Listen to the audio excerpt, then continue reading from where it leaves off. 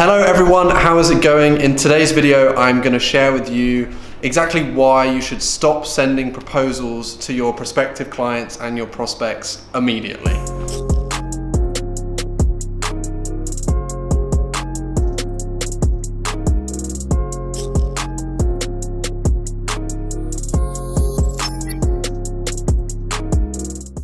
Happy New Year everyone. So this is the first video I have shared in 2019, and today it is going to be a quick one. I wanted to share some value with you and help you make more money for your businesses and recover potential money that you're losing out on, whether you run a marketing agency, a social media marketing agency, or whether you're just a freelancer in general. I know for a fact that this video is going to benefit you. So part of the typical sales process that so many of us follow and learn about, whether it's in other courses from coaches or just the way that we see other people doing business, a huge part of the sales process is sending a proposal. How many times have you had a prospect say to you, okay, can you send me across a proposal, or email me a proposal? Like, that happens all of the time, and so many of you watching this will have your sales process set out where you'll have a discovery call with your client, which is great. You'll learn all about what it is that they need and how you can support them. And then the next stage will be, you'll go away, you'll go into one of your tools, something like, I don't know, PandaDoc or Proposify or Better Proposals or something like that, and you'll use a template or you'll build out your own. You'll put together a proposal, you'll email it to your client or your prospect even, you'll email it to them, and then you will wait to hear back from them. And this activity by itself will be causing you to miss out on a ton of revenue for your business. And today I'm going to share with you what I do instead, why I do that, and I will also jump onto the computer here and show you the kind of template, if you want to call it that I use. So why should you stop sending proposals is the main question, and there are a few reasons. First of all, as soon as a prospect says to you, can you please send me across a proposal, and you say yes, you are immediately losing some leverage and some power that you may have in a negotiation, right? Because they are telling you what to do and you'll go away and action that immediately. And you'll lose some leverage when it comes to negotiating fees and rates, etc., just by the way of psychology, because they've grabbed the power from you immediately. So that's one reason. But the second reason is often business owners use the line, please send me a proposal, just as a way to get rid of you or to move on the conversation. Now, if you go away and do that, there'll be so much time that you'll spend building out the proposal, thinking of the ideas, putting together the pricing, emailing it to them, following up with them, and a lot of the time, you'll probably never hear back from them. So that's the second reason. And the third reason is if you email someone a proposal and they have questions about it, you can't answer them in real time. If they have questions or concerns, you can't answer them in real time. You have to wait and hope that they will send you back an email with those concerns and with those questions. But as soon as somebody has a concern or a question and they don't ask that to you, so you can't answer it immediately, it will start to fester in their mind, and potentially you will run the risk of losing out on this opportunity. So what I do instead of emailing a proposal across when asked for it, I will tell my client, I'll make it clear to them throughout the sales process that we don't just send across a proposal, and that after our discovery call, the next step is that we get on another call together to go through the proposal or the statement of work that we're putting together, but I never email it to them.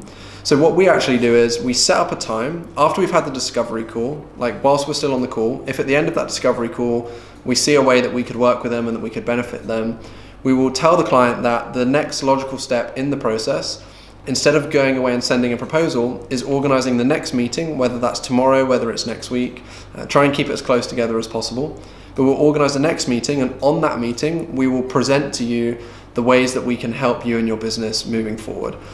So we don't go away and email off a proposal. We go away and we put together a presentation deck, and we go through that deck on the next call with the client. And the reason behind that is it gives them no easy way out. If we suggest that to them and it's something they don't want to go forward with, or they kick back and say, no, actually just send me a proposal, then it's clear that they already have some concerns, or maybe they're not ready to work with you yet. So that's a good time to realize that they are not the best client to be working with right now. But also this way, When they have questions, which inevitably they will do if you're proposing something to someone, when they have questions, when they have concerns, you can answer those in real time on the call, and you can then go ahead and close the prospect on the phone or on the Zoom call or the meeting, however you want to structure things. So I really, really recommend that you stop sending those templated proposals and emailing them out to people, and instead you change your process and you make the second step a phone call or a meeting, a Zoom call, whatever, together, where you go through the presentation with them in the meeting. You don't send it to them, and that way you can get an immediate answer and some immediate feedback.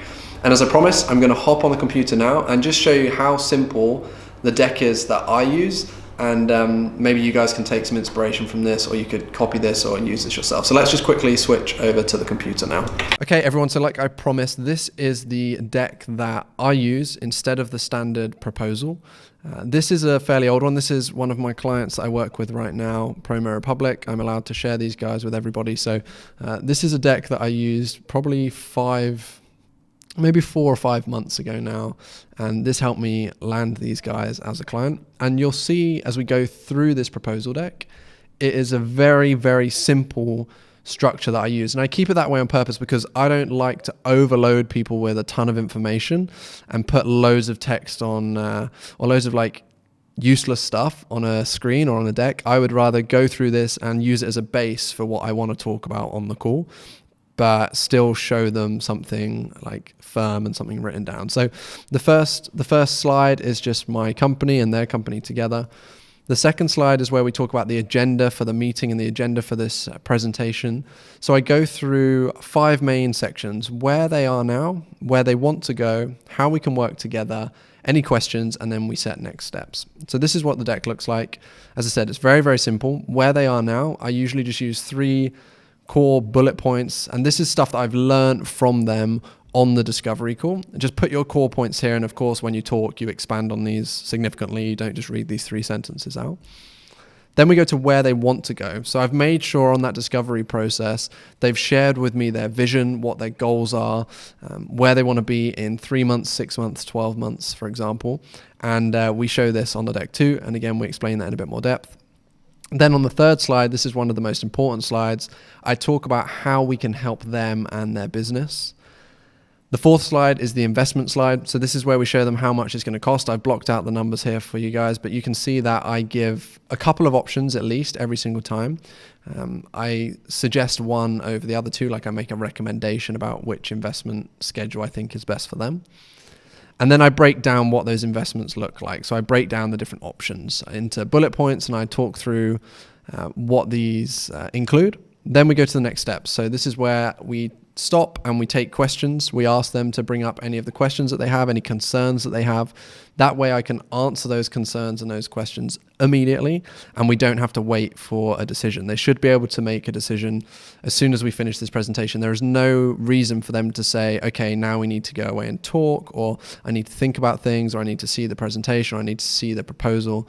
There's no reason for them to do that because we give them the opportunity to ask questions at the end of this deck, and then we answer those questions for them.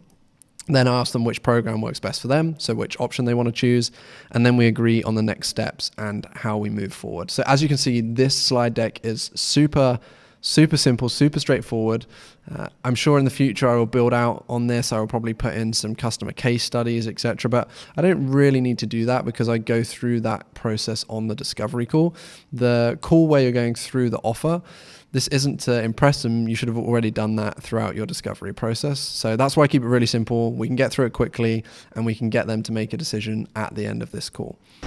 So that is my process. That is how I remove that standard email me the proposal. And I really would recommend that you guys do this too. Take that emailing of proposal step out of your sales process. It will help you generate a ton more revenue for your business. I promise you that. If you enjoyed this video, if you found some value in this video, I would really appreciate it if you press the subscribe button somewhere on here and subscribe to my channel. Give it a thumbs up, maybe leave me a comment too, and I will see you again soon for a very similar, insightful video.